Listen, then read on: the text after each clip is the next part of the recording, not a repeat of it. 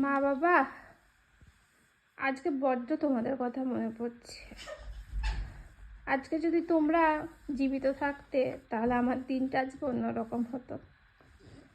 তোমাদের এখান থেকে পায়ে হাত দিয়ে প্রণাম করছি, তোমরা আশীর্বাদ করো যেন আমি সন্তানদের ভালোভাবে মানুষ করতে পারি।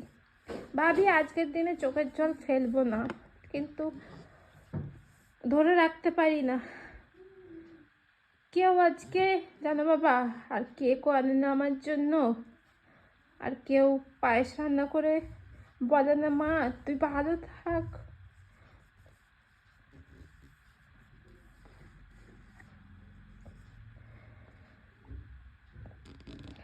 তোমরা যে কেন এত তাড়াতাড়ি আমাকে ছেড়ে চলে গেলে? সবাই আমাকে উপর থেকে দেখে আমি অনেক স্ট্রং, কিন্তু আমার মনের ভিতরে দুঃখ, আমি কাউকে প্রকাশ করতে পারি না।